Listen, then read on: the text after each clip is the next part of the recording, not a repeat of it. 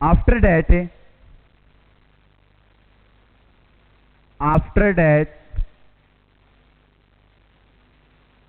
oxytocin act on first one is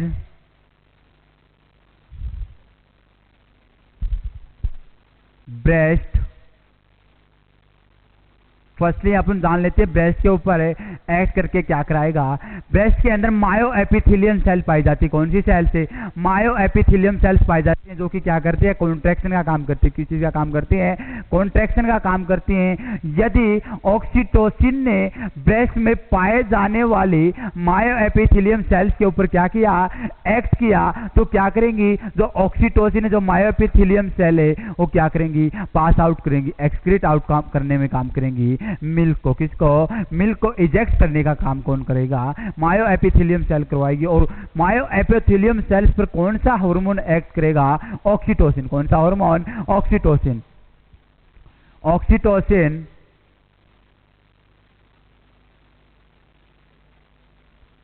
act on the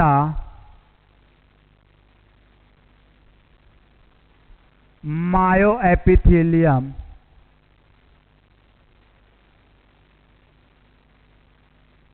cell and eject the milk from breast। Second one यदि बात कर ली जाए, जो ऑक्सीटोसिन होगा एक्ट करेगा यूट्रस के ऊपर। यूट्रस में क्या करवाएगा? Contraction. Second is the uterus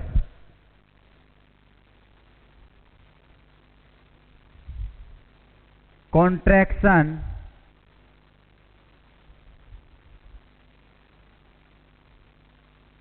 occur in the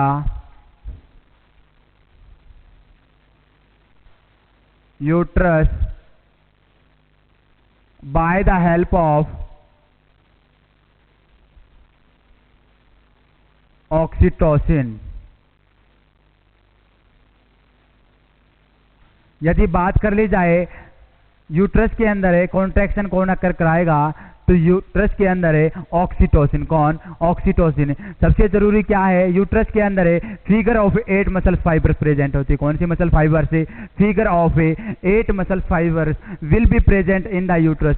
और उन्हीं फिगर ऑफ 8 मसल फाइबर्स के अंदर से कौन गुजरती है? Uterine artery. कौन गुजरती है भाई? Uterine artery. यूट्राइन आर्टरी क्या करेगी? सप्लाई करेगी oxygenated blood in the uterus. किसके अंदर है? यूट्रस के अंदर है ऑक्सीजनेटेड ब्लड को सप्लाई करेगी। यदि क्या होता है? यूट्रस के अंदर कॉन्ट्रैक्शन होते हैं, तो कॉन्ट्रैक्शन में फिगर ऑफ 8 मसल फाइबर्स होंगी, क्या होंगी? कॉन्ट्रैक्ट होंगी। और साथ के साथ क्या देखने को मिलेगा? यूट्राइन आर्टरी भी क्या होगी? कॉन्ट्रैक्ट होगी। क्या होगी? कॉन्ट्रैक्ट होगी। यदि यूट्राइन आर्टरी कॉन्ट्रैक्ट होती है तो क्या देखने को मिलेगा? Decrease blood supply on the uterus. Uterus के अंदर क्या होगा? डिक्रीज ब्लड सप्लाई होगा। और यही कारण होगा, अगर डिक्रीज ब्लड सप्लाई होगी तो पीपीएस की कंडीशन से प्रिवेंट किया जा सकता है। आफ्टर डिलीवरी क्या देखने को नहीं मिलेगा? ब्लीडिंग देखने को नहीं मिलेगा। दोबारा से जान लेते हैं।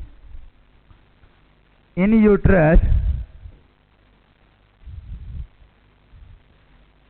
इन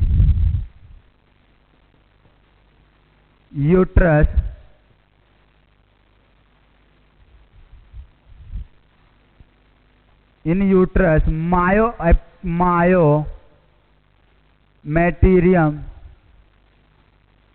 मायोमिडल मैटीरियम या middle myometrium in uterus middle myometrium present figure of 8 muscles fibres क्या होंगी, जो मिडल मायोमेट्रियम होगी यूट्रस की उसके अंदर प्रेजेंट होगी, figure of a 8 muscle fibre है। Next one, in which cross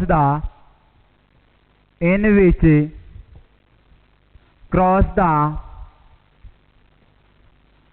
uterine artery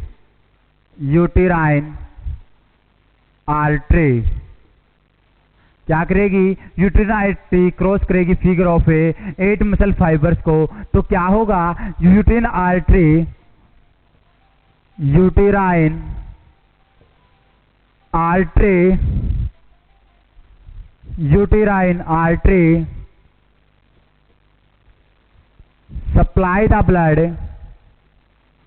supply the oxygenated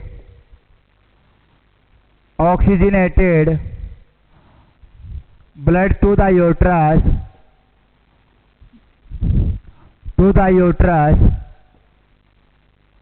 क्या होगा, तो यूट्राइन आर्टरी होगी और सप्लाई करेगी ऑक्सीजनेटेड ब्लड। कौन सा ब्लड है, ऑक्सीजनेटेड ब्लड है यूट्रस को। किसको, यूट्रस को। यदि क्या होता है, अपन ने क्या किया है, ऑक्सीटोसिन क्या हुआ है, रिलीज हुआ है, और ऑक्सीटोसिन ने एक्ट किया किसके ऊपर है, यूट्रस के ऊपर है, और क्या कराएगा, कॉन्ट्रैक्शन। क्या कराएगा, कॉन्ट्रैक्शन अपीयर होंगे यूट्रस के अंदर। यदि कॉन्ट्रैक्शन होंगे तो जो फिगर ऑफ 8 मसल फाइबर्स होंगी वे भी क्या होंगी, कॉन्ट्रैक्ट होंगी। यदि फिगर ऑफ 8 मसल फाइबर से कॉन्ट्रैक्ट होती हैं तो क्या देखने को मिलेगा, तो यूट्राइन आर्टरी है भी कॉन्ट्रैक्ट हो जाएगी, उस पर प्रेशर आएगा और कॉन्ट्रैक्ट होगी तो उससे क्या हो सकता है, ब्लड सप्लाई है जो कि यूट्रस के अंदर ब्लड जा रहा था उसकी सप्लाई कम हो जाएगी। कम होने के कारण क्या होगा, decrease the chances of bleeding. If oxytocin act on uterus, then contraction occur, then figure of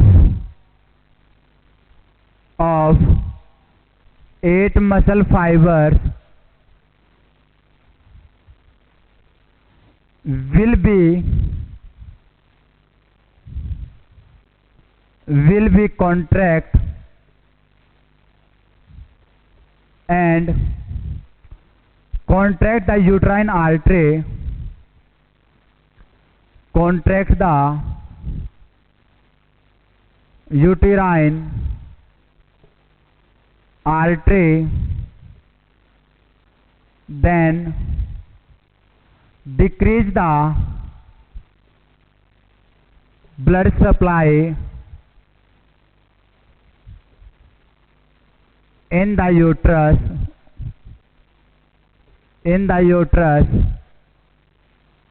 then decrease the chances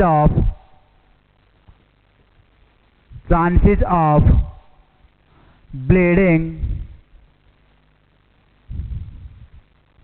and prevent from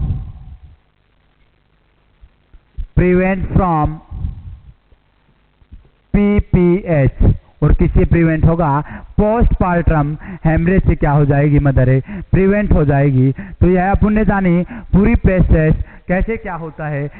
यदि किसी विद्यार्थी को फिर भी अगर कोई कंप्लेंट हो तो मैं कमेंट करके पूछ सकता है। सबसे पहले क्या होगा, ऑक्सीटोसिन एक्ट करेगा ब्रेस्ट के ऊपर, कॉन्ट्रैक्शन कराएगा यूट्रस के अंदर है।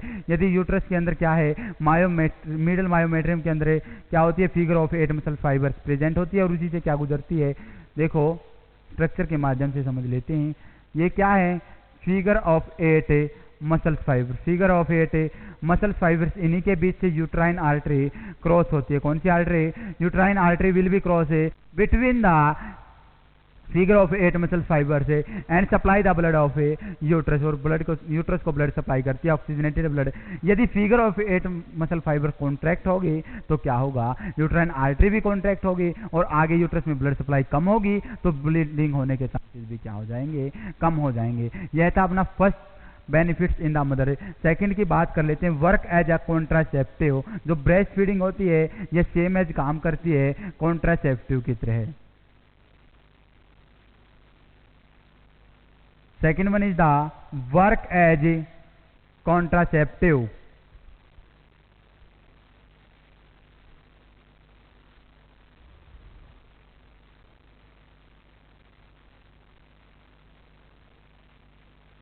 Work as contraceptive.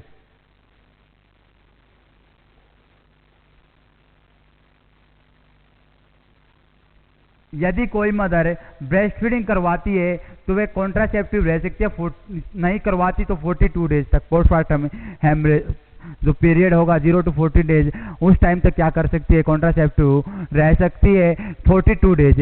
यदि क्या है कोई मदर क्या करती है ब्रेस्ट फीडिंग करवाती है तो 84 डेज तक 84 डेज तक क्या हो सकता है उसके अंदर प्रेग्नेंट होने के चांसेज बहुत कम हो जाएंगे 42 डेज तक natural contraception.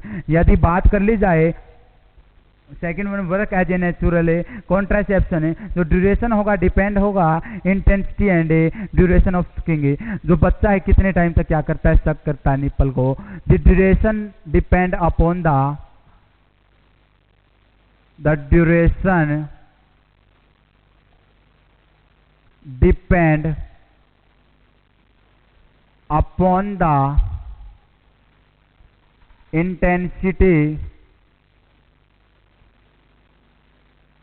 intensity and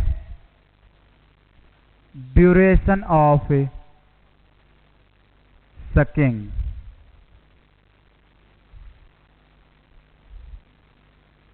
next one क्या होगा, the progesterone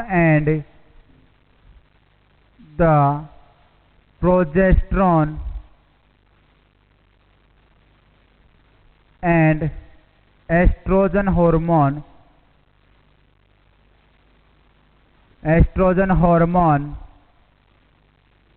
level decrease,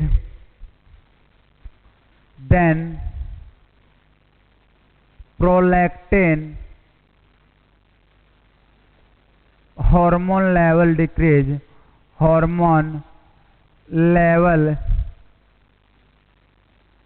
will be decreased but increase the function,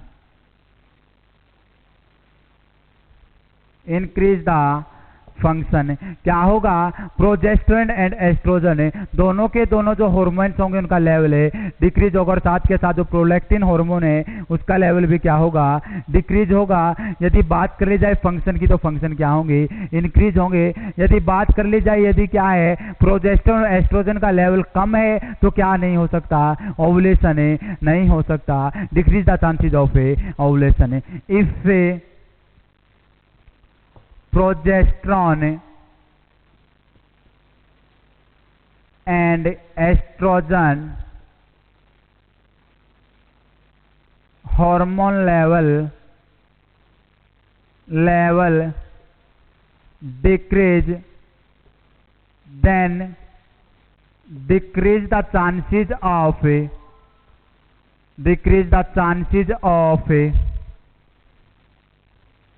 ovulation and prevent from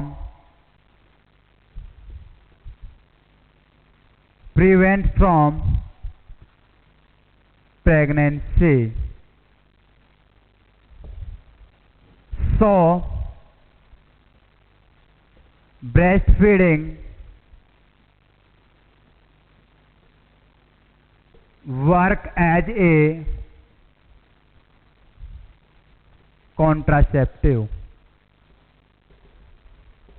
क्या होगा जो ब्रेस्ट मिल्क होगा ब्रेस्ट फीडिंग होगी वे कॉन्ट्रासेप्टिव की तरह काम करेगी, क्योंकि क्या हुआ है सबसे पहले तो जो ड्यूरेशन है डिपेंड होता है इंटेंसिटी के ऊपर है। Second one is duration of a sucking oestrogen and progesterone. Oestrogen and progesterone hormone decrease हुए, साथ के साथ प्रोलैक्टिन भी डिक्रीज हुआ है, ऑल्सो डिक्रीज, बट जो फंक्शन होंगे इंक्रीज होंगे।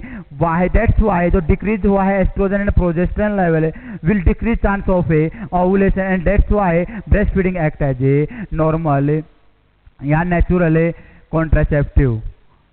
नेचुरल कॉन्ट्रासेप्टिव वर्क एज ए कॉन्ट्रासेप्टिव, नेचुरल कॉन्ट्रासेप्टिव। कैसे कॉन्ट्रासेप्टिव की तरह काम करती है?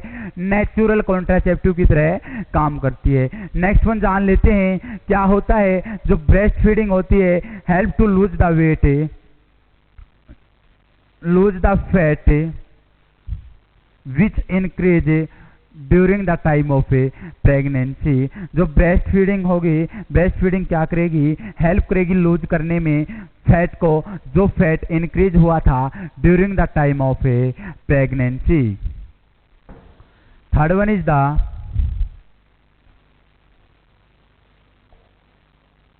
Breast feeding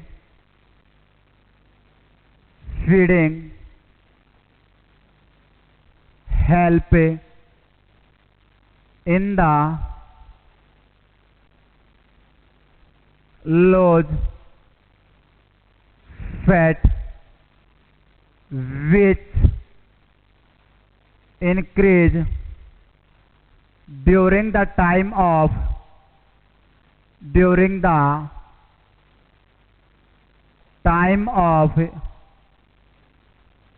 pregnancy।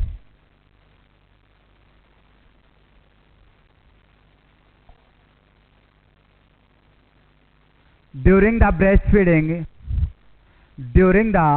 breastfeeding, mother needs more energy. During the breastfeeding,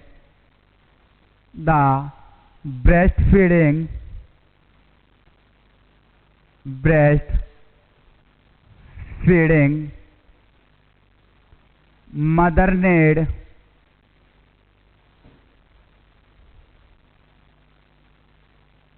extra energy or calorie then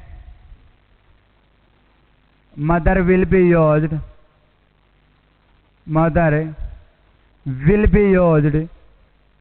extra fat, then mother will be या mother body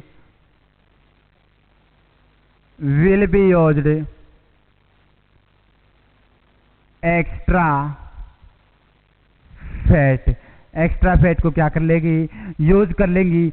which was deposited during the pregnancy, जो कि deposit हुआ था during the pregnancy. Which was deposited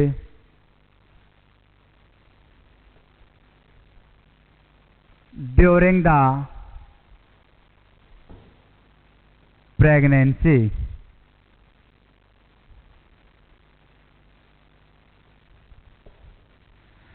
क्या जाना आपने? जो breast feeding है वह हेल्प करती है लूज करने में फैट को। किसको? फैट को, जो कि प्रेगनेंसी के टाइम क्या हुआ था? इंक्रीज हुआ था। क्योंकि जो ब्रेस्ट फीडिंग करवाती है मदर है उसके अंदर क्या होती है? एक्स्ट्रा कैलोरी की आवश्यकता होती है। यदि मदर क्या करवाती ब्रेस्ट फीड करवाती है तो एक्स्ट्रा कैलोरी की आवश्यकता होती है। जो मदर की बॉडी होती है वह यूज कर लेती है एक्स्ट्रा फैट को, जो कि इंक्रीज हुआ था, डिपॉजिट हुआ था ड्यूरिंग द प्रेगनेंसी टाइम। ये अपन ने जाना benefits of A breast feeding in a mother. Next one जान लेते हैं फोर्थ बेनिफिट क्या होगा? Decrease the chances of A ovarian and A breast cancer. Decrease the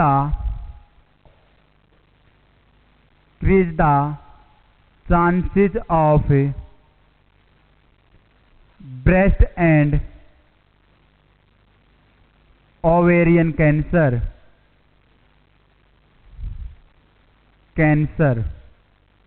next one यदि बात कर ली जाए नो टाइम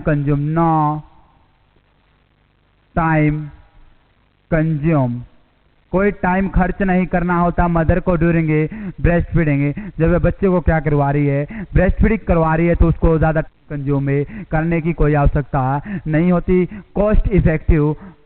कॉस्ट इफेक्टिव खर्चीला नहीं होता। क्या नहीं होता? कोई खर्चा नहीं होता ब्रेस्ट फीडिंग करवाने में। दही अपन ने जाना benefits in the mother from breast feeding. Next one जान लेते हैं एक्सप्रेस्ड मिल्क। क्या है एक्सप्रेस्ड मिल्क? यह भी एक क्या है? कॉम्प्लिकेशन है। क्या है एक्सप्रेस्ड ब्रेस्ट मिल्क? क्या है? कॉम्प्लिकेशन है। क्या होता है? ब्लड का प्रोडक्शन तो होता है, और क्या होता है? बेबी सक नहीं कर पाता, या तो बेबी की डेथ हो गई है, या क्या हुआ है, बेबी के अंदर हार्ड पैलेट की एबनॉर्मलिटी प्रेजेंट है, क्लेफ्ट लिप या क्लेफ्ट पैलेट की एबनॉर्मलिटी प्रेजेंट है, बेबी सक नहीं कर पाता। तो उस ड्यूरिंग क्या करना होता है? मदर क्या करती है? एक्सप्रेस करती है मिल्क को with the help of sterile wide container के अंदर और फॉर्मूला फीडिंग प्रोवाइड की जाती है बेबी को। तो जानते हैं कॉम्प्लिकेशन, जान लेते हैं complication.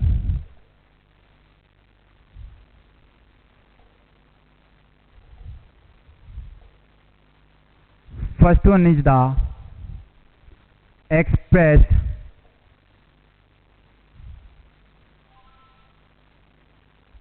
breast milk.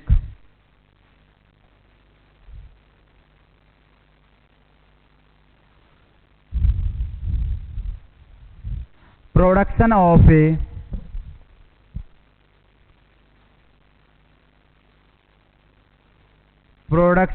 milk in the breast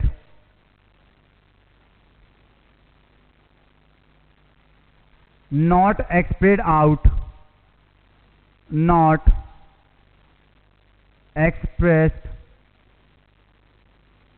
out because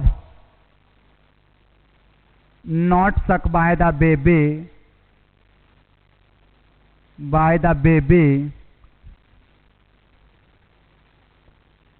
then seen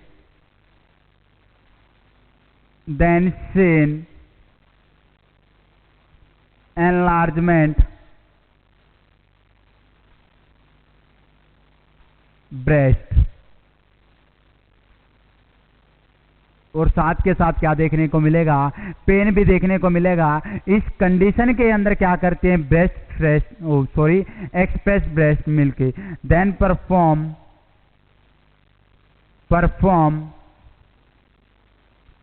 expressed breast milk.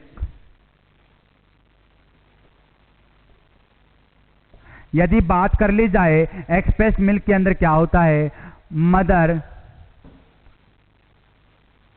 Mother expressed her milk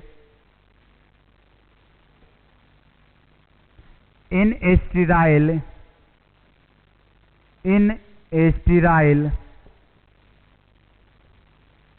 wide container for formula feeding।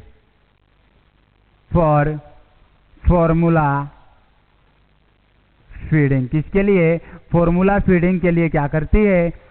Sterile container के अंदर एक्सप्रेस करवाती है। यदि बात कर ली जाए, यदि क्या है मदर के अंदर एक्सप्रेस ब्रेस्ट मिल्क है, ज़्यादा ब्रेस्ट मिल्क हो गया, तो उसके अंदर कौन सी कंडीशन है? यदि मेडिकल मैनेजमेंट की बात करके चलें तो मेडिकल मैनेजमेंट के अंदर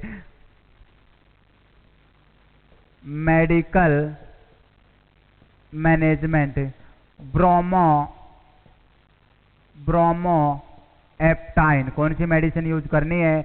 ब्रोमो एप्टाइन मेडिसिन का यूज करके चलना है। यदि सेकंड में बात कर ली जाए, एप्लीकेशन कौन सी प्रोवाइड करनी है? Hot application. कौन सी एप्लीकेशन है? हॉट एप्लीकेशन प्रोवाइड करनी है, उस मदर को प्रिवेंट करेगी पेन से। यदि बात करके चलें यदि एक्सप्रेस जो मिल्क होगा यह हमेशा इंडिकेट करेगा रिट्रैक्टेड निपल को। कौन सी निपल को? रिट्रैक्टेड निपल होंगी तब क्या करना पड़ेगा? Express breast milk. Express breast milk यहां देख लेते हैं, इट ऑल्सो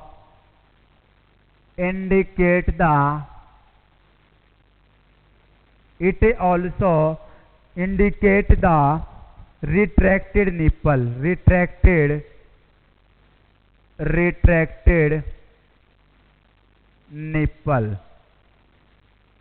कैसी निप्पल देखने को मिलेंगी? रिट्रैक्टेड निप्पल देखने को मिलेंगी और उस कंडीशन क्या करना है? Express breast milk. Next one अपन जान लेते हैं, सेकंड कॉम्प्लिकेशन क्या देखने को मिल सकती है? Inverted nipple. कैसी निप्पल है? Inverted nipple. जो निप्पल होगी वह अंदर की तरफ क्या हो जाएगी? धंस जाएगी। Inverted nipple.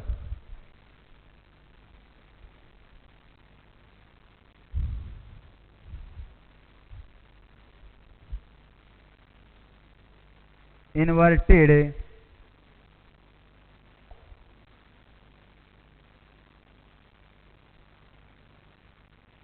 Nipple.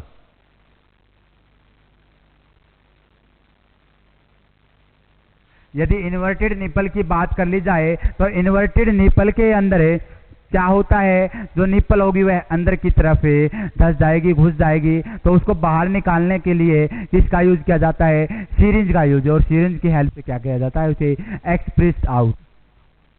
Inverted nipple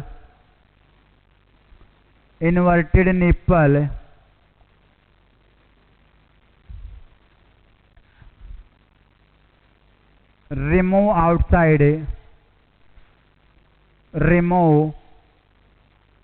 outside या expressed by the help of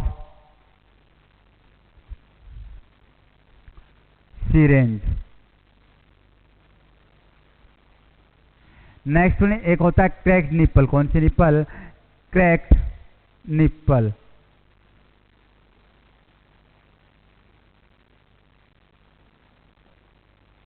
cracked nipple क्या होगी? जो निप्पल होगी वो फटी फटी दिखी जाएगी। कैसी होगी?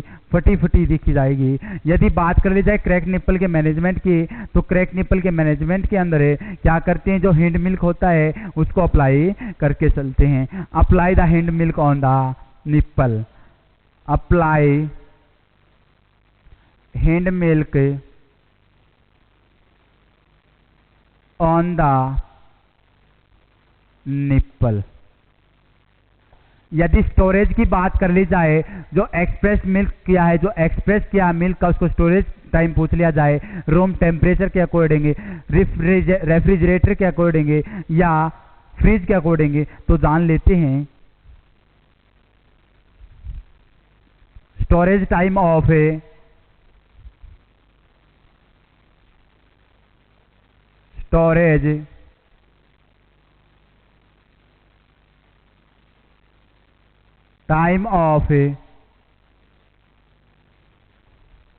expressed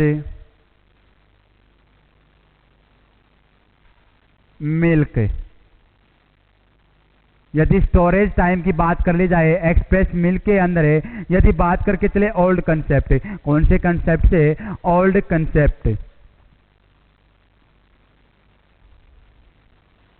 old concept. तो सबसे पहले यदि बात करके चले रूम टेम्परेचर पे, room temperature 4 to 6 hours, only 4 to 6 hours। यदि बात करके चलें रेफ्रिजरेटर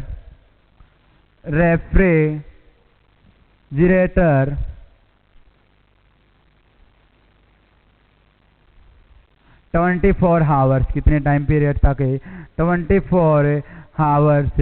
नेक्स्ट वन यदि बात करके चले fridge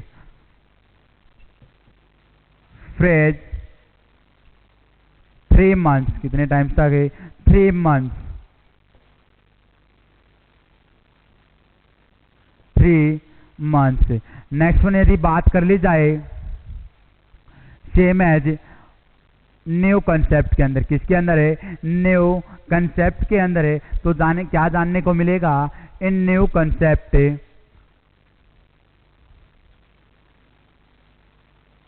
new concept, first one is the room temperature, किस पे, रूम टेम्परेचर पे कितने टाइम तक रख सकते हैं, तो जानते हैं रूम टेम्परेचर पे यदि ऑप्टिमम की बात कर ली जाए, ऑप्टिमम 4 आवर्स, कितने टाइम तक है, 4 आवर्स तक रख सकते हैं, ऑप्टिमम 4 आवर्स। यदि टेम्परेचर की बात कर ली जाए तो 16 to 29 डिग्री सेंटीग्रेड क्या हो सकता है, टेम्परेचर है, हो सकता है रूम में का। तो नेक्स्ट वन यदि बात कर ली जाए, यदि क्लीनिंग या फुली क्लीनिंग एरिया है तो उसके अंदर कितने टाइम तक रख सकते हैं, if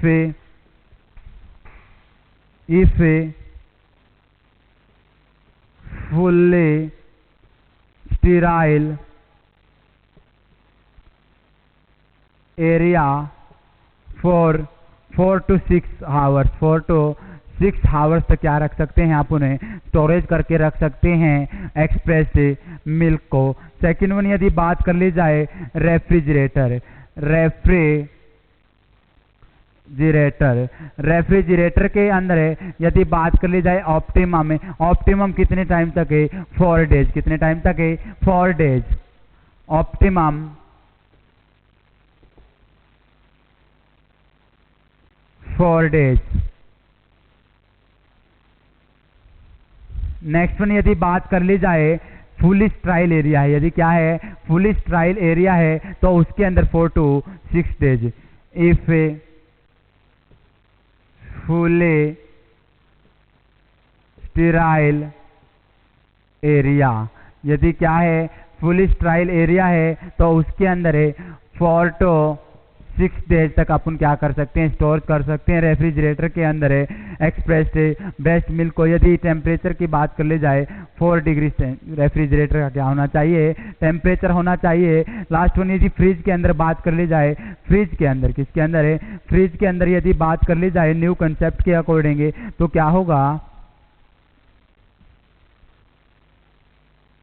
fridge, third one is fridge. यदि ऑप्टिमम की बात कर ली जाए 6 मंथ, कितने टाइम तक है, 6 मंथ तक अपन क्या कर सकते हैं, स्टोरेज कर सकते हैं एक्सप्रेस बेस्ट मिल्क को। यदि बात करके चलें स्टीराइल या fully sterile area, fully sterile area, यदि फुली स्ट्राइल एरिया है तो उसके अंदर अपन स्टोर करके रख सकते हैं 1 ईयर तक, 12 मंथ, 12 महीने तक अपन स्टोर करके रख सकते हैं। यदि टेम्परेचर की बात कर ली जाए तो -4 डिग्री सेंटीग्रेड क्या होना चाहिए, फ्रिज का टेम्परेचर होना चाहिए, रेफ्रिजरेटर का +4 डिग्री सेंटीग्रेड होना चाहिए, और रूम टेम्परेचर का 16 to 29 डिग्री सेंटीग्रेड होना चाहिए। तो यह अपन ने जाना ओल्ड एंड न्यू कॉन्सेप्ट के according storage time of express milk. Next one अपन जान लेते हैं कंपोजिशन है, बेस्ट मिल्क के अंदर है कौन कौन सी कंपोजिशन से प्रेजेंट होती है।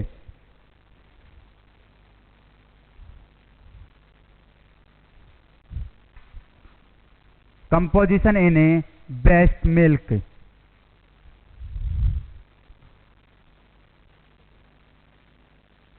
कंपोजिशन in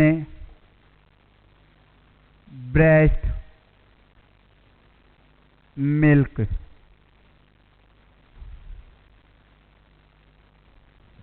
फर्स्ट वन अपन बात करने वाले हैं colostrum. First one is the colostrum. यदि कोलेस्ट्रम की बात कर ली जाए तो यह क्या होगा, it is the first breast milk secret after birth, first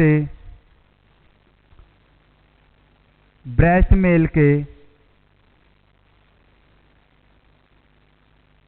secret after the birth, after the birth. यदि बात करके चलें इसके कलर की तो क्या होगा, यह थिक होगा और येलो कलर का होगा। It is thick and yellow colour. Next one यदि बात कर ली जाए इसका नेचर कैसा होगा, एल्केलाइन नेचर। कैसा नेचर होगा, alkaline nature. It is alkaline nature. Next one बात कर ली जाए यह क्या करता है, कंटेन करके रखता है इम्यूनोग्लोबिन ए। इट इज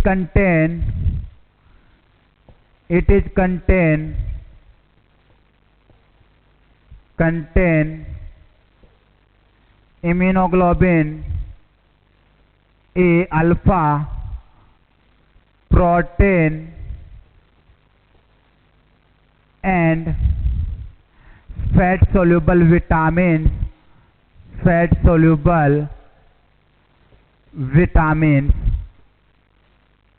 यदि फैट सोल्यूबल विटामिन की बात कर ली जाए तो कौन कौन से विटामिन से, विटामिन ए डी ई के। Vitamin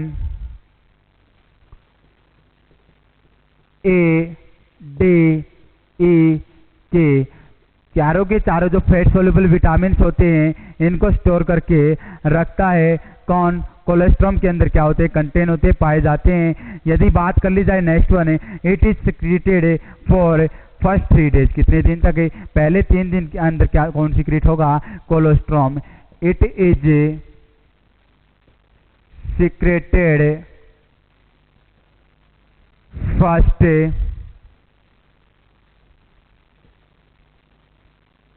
3 days, 1 to 3 days. पहले 3 दिन कौन सिक्रीट होगा, कोलेस्ट्रॉम। कौन सिक्रीट होगा, कोलेस्ट्रॉम। कैसे कलर का होगा, येलो इन कलर। कैसे कलर का होगा भाई, येलो कलर का होगा और थिक होगा, गाढ़ा होगा। यदि नेचर की बात कर ली जाए इट इज एल्केलाइन नेचर। कैसे नेचर का मिलेगा, एल्केलाइन नेचर होगा। नेक्स्ट यदि बात कर ली जाए इट कंसिस्ट, क्या क्या कंसिस्ट करता है, यह कंसिस्ट करता है इम्यूनोग्लोबिन एंटीबॉडी को, प्रोटीन को एंड फैट सोल्यूबल है विटामिन को। फैट सोल्यूबल है विटामिन सी और सीक्रेट होता है फर्स्ट 3 डेज, 1 to 3 डेज तक। नेक्स्ट वन यदि बात कर ली जाए सेकंड जो मिल्क होगा, जो कंपोजिशन होगा मिल्क के अंदर है, ब्रेस्ट मिल्क के अंदर है ट्रांजिशनल मिल्क। कौन सा मिल्क है, transitional milk. Second one is the transitional milk.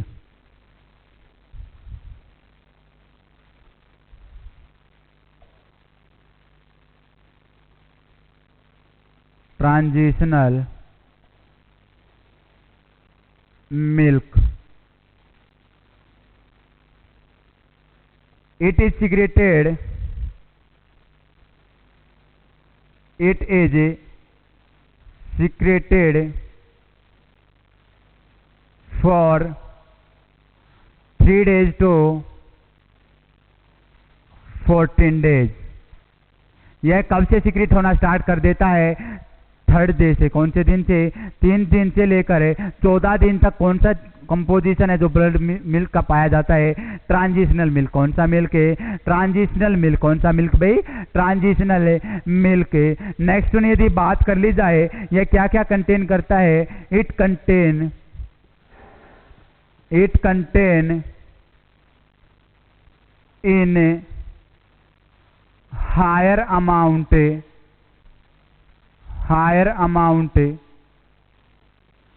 Fat and carbohydrate.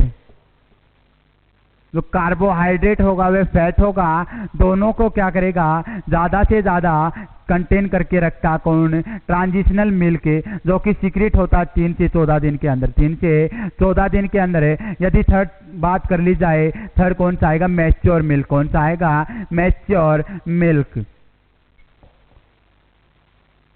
Mature milk, mature milk is the actual milk of A, actual milk इसको क्या बोला जाता है, एक्चुअल मिल्क भी बोला जाता है। ब्रेस्ट मिल्क इज द, या mature milk, the milk is the actual breast milk. It is secreted, it is secreted after 14 days और 2 weeks।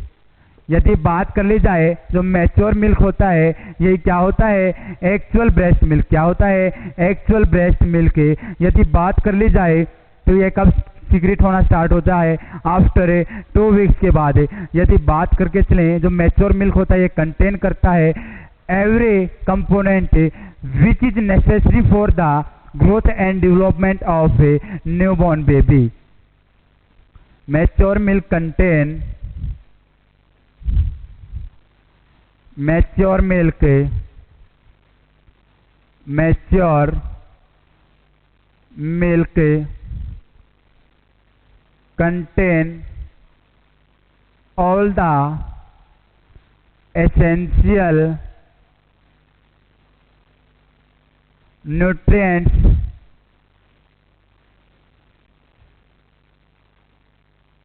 which are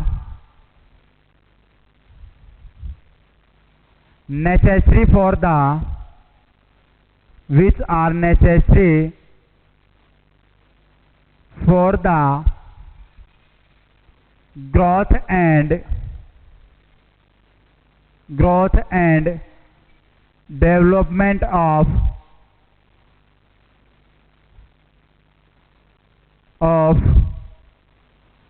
newborn baby।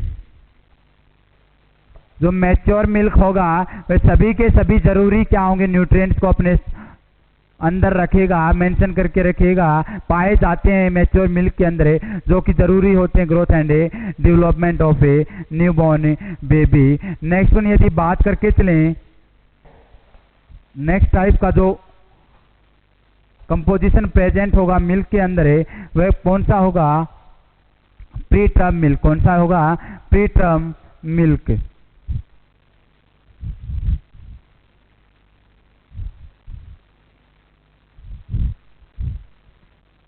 Preterm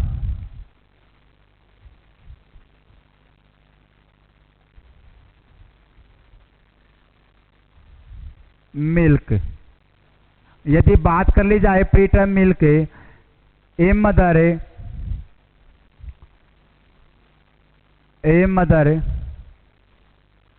breast feeding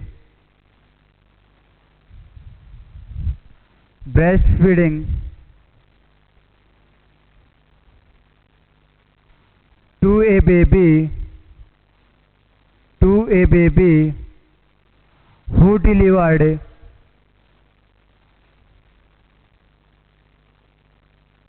before 37 weeks of 7 weeks of gestational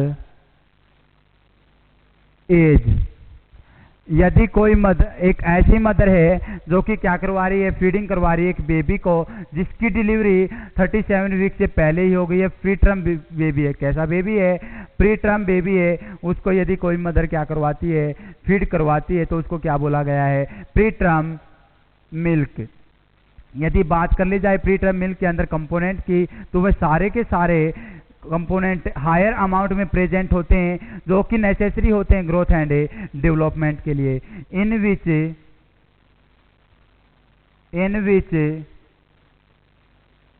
all the component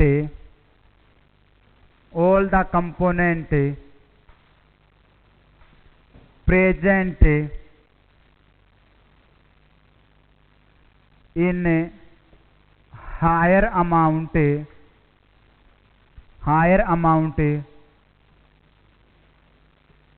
which is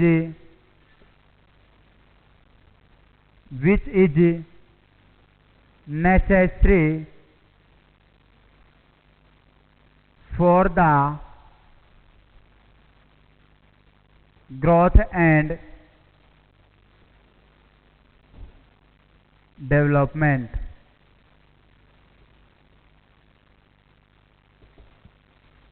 pre term milk के अंदर सभी के सभी ऐसे contents पाए जाते हैं, ऐसे कंपोनेंट्स पाए जाते हैं जो कि बेबी के लिए जरूरी होते हैं, प्री टर्म बेबी के लिए, उसी को क्या उसी मिल्क बोला जाता है, pre term milk.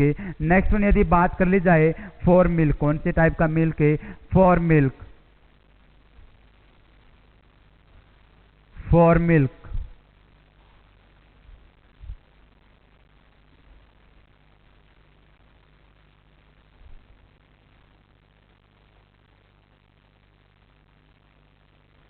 for milk,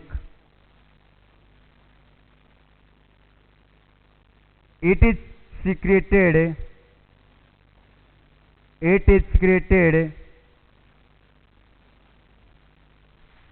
at the starting time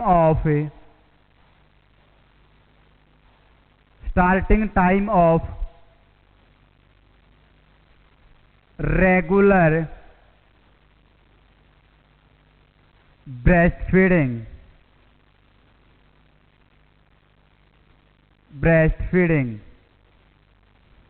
यदि फॉर मिल्क की बात करके चलें तो ये कब देखने को मिलेगा, ये बिल्कुल स्टार्टिंग टाइम का जो मिल्क होगा जब क्या हो रही हो, रेगुलर ब्रेस्ट फीडिंग हो रही हो, एक मदर क्या है रेगुलर वे में क्या करवा रही हो, ब्रेस्ट फीड करवा रही हो, उस टाइम पर यदि स्टार्टिंग का जो मिल्क होगा उसे क्या बोला जाएगा, फॉर मिल्क। क्या बोला जाएगा, फॉर मिल्क। यदि बात कर ली जाए यह क्या होता है, सबसे ज्यादा वोटरी पार्ट को क्या करता है, कंटेन करके रखता है और ये बेबी की थर्स्ट को शांत कर देता है, जो बेबी की तो थर्स्ट की डिजायर है उसको पूरी कर देता है। इट कंसिस्ट मोर वोटरी, या बोल सकते हैं it is watery which decrease the baby thirst desire। यदि नेक्स्ट वन बात कर ली जाए हिंड मिल्क, कौन सा टाइप का मिल्क है, हिंड मिल्क।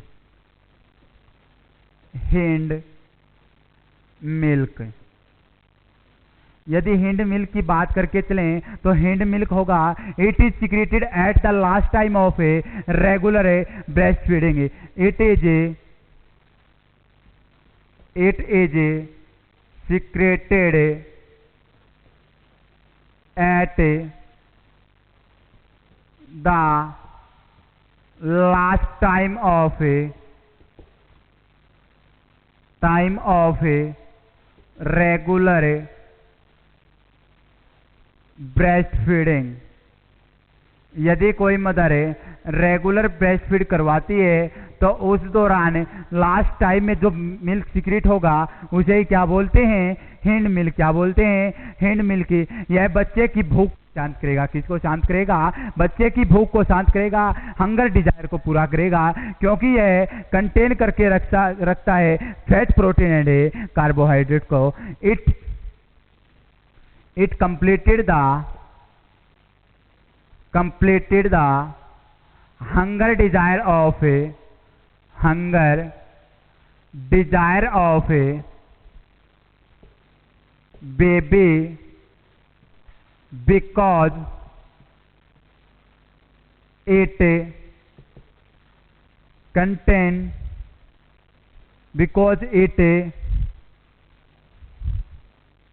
बिकॉज इट, यहां पे लिख रहा हूं भाई, contain fat, protein and carbohydrate. क्या होगा? सबसे पहले हिंड मिल्क, हिंड मिल्क क्या होगा? सिक्रेटेड होगा last time of regular breast feeding.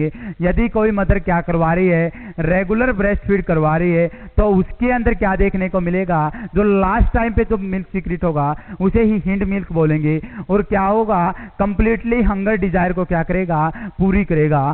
क्यों? क्योंकि जो कि कंपोनेंट होते हैं हिंड मिल्क के अंदर है वे सब क्या क्या?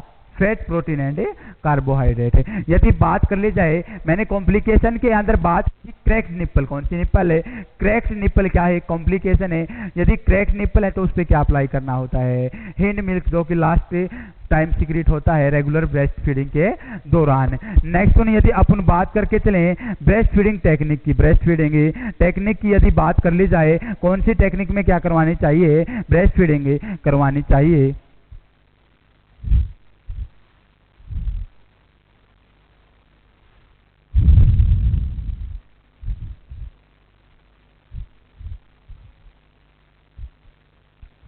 breastfeeding technique,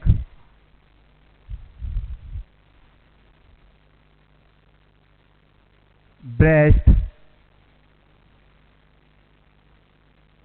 feeding technique।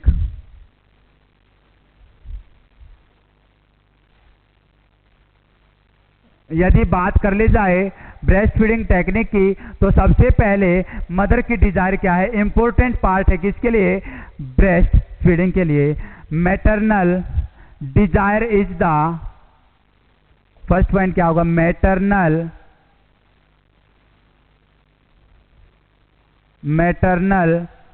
Desire is the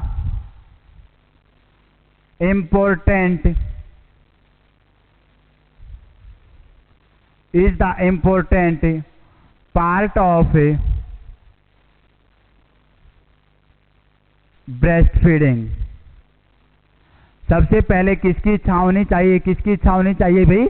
mother की। यदि मदर की इच्छा ही नहीं है तो वह क्या करेगी? ब्रेस्ट फीडिंग नहीं करवा सकती। यदि जोर जबरदस्ती करवा तो नहीं सकती। सबसे पहला जो पॉइंट, मेन पॉइंट है ब्रेस्ट फीडिंग टेक्निक के लिए, maternal desire is the important part of A breast feeding. Second, wash the hand. Mother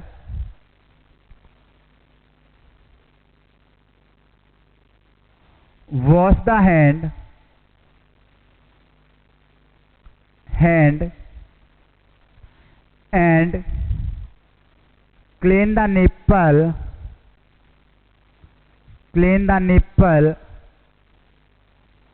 with the help of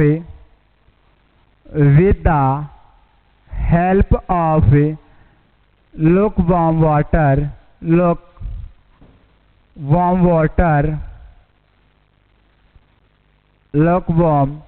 water. Next one, यदि बात करके चलें मैटरनल पोजीशन, मदर के अंदर है कौन सी पोजीशन होनी चाहिए during the time of A breast feeding? Mother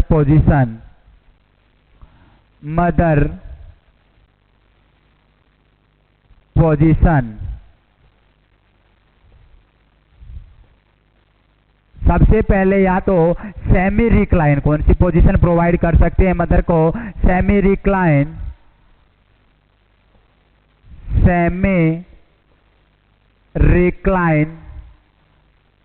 या सेमी सीटिंग या फिर लाइंग डाउन पोजीशन है, will be used mother during the time of A breast feeding या लाइंग डाउन। यदि फीटस की बात, बेबी की बात कर ली जाए, तो बेबी के अंदर क्या करवाना होता है? Baby NEC will be fully straight जो बेबी की गर्दन होगी वह क्या होनी चाहिए, फुल स्ट्रेट होनी चाहिए, सीधी होनी चाहिए, और साथ के साथ baby hold with both hand से, और बेबी को होल्ड करके रखना है बोथ हैंड से। Baby hold and baby hold with the both hands. Next one, after breastfeeding tap the back of the baby, बर्फ करना है, बर्फ the baby after breastfeeding। Next point क्या मेंशन करना है, बहुत ही इंपॉर्टेंट पॉइंट है, बर्फ द पेशेंट, बर्फ the baby after breastfeeding, after breast feeding. Breast feeding के बाद बेबी को बर्फ करना है। ऐसा क्यों करना है, क्योंकि क्या होता है, जब बच्चा फीड कर रहा होता है उस टाइम थोड़ी बहुत क्या होती है, एयर बच्चे के स्टमक में चली जाती है। यदि आप उन्हें बर्फ करेंगे, tapping on the back side of back side with the help of hand, hand के साथ बैक साइड में बेबी के टैप करना है, और इससे क्या होगा, remove the air and prevent from the GERD condition. और GERD कंडीशन से क्या कर सकते हैं, बेबी को प्रिवेंट कर सकते हैं। बर्फ में क्या करेंगे, tapping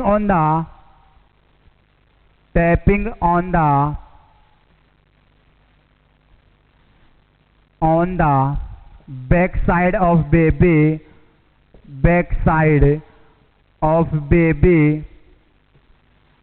with the help of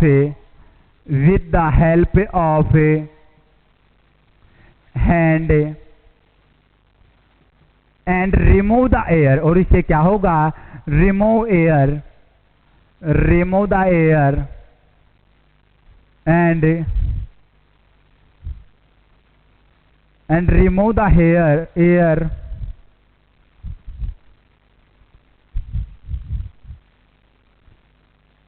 remove the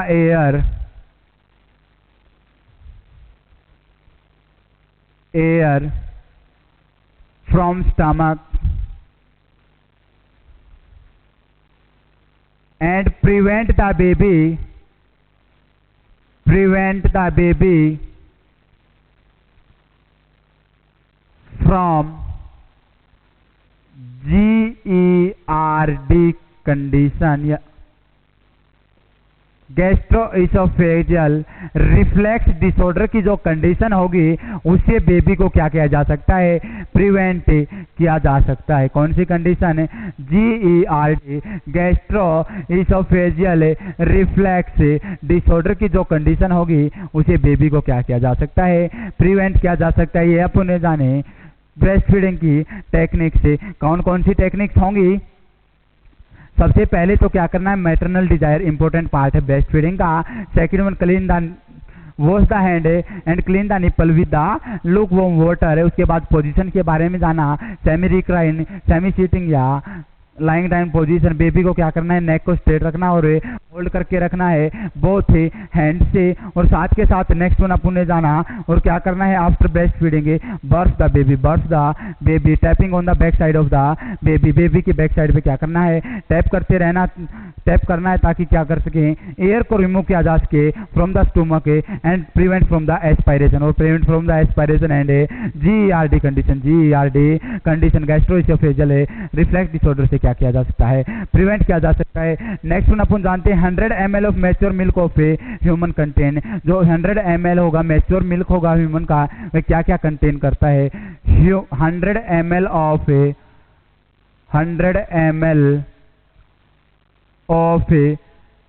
mature milk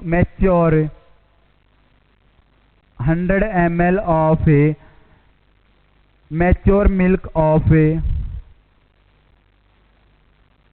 mature milk of human contain. अपन जानेंगे क्या लिया है अपन ने 100 ml मैच्योर मिल्क लिया है ह्यूमन का, उसके अंदर जानेंगे क्या क्या वह कंटेन करके रखता है। सबसे पहले कार्बोहाइड्रेट की बात कर ली जाए, कार्बोहाइड्रेट CHO, कार्बोहाइड्रेट की यदि बात कर ली जाए तो कार्बोहाइड्रेट कितनी रखेगा 7 ग्राम। यदि सेकंड में बात करके चलें लैक्टोज, तो लैक्टोज शुगर का प्रेजेंट होता है किसके अंदर है, कार्बोहाइड्रेट की फॉर्म में ब्रेस्ट मिल्क के अंदर है 6 to 7 ग्राम, 6 to 7 ग्राम। यदि नेक्स्ट वन बात कर ली जाए फैट की, फैट कितना होगा, फैट पूफा की फॉर्म में पॉली अनसैचुरेटेड फैटी एसिड 4.2 ग्राम, 4.2 ग्राम। यदि नेक्स्ट वन बात कर ली जाए प्रोटीन, नेक्स्ट वन किसकी बात कर ली जाए, प्रोटीन, प्रोटीन कितना होगा 1 ग्राम, प्रोटीन कितना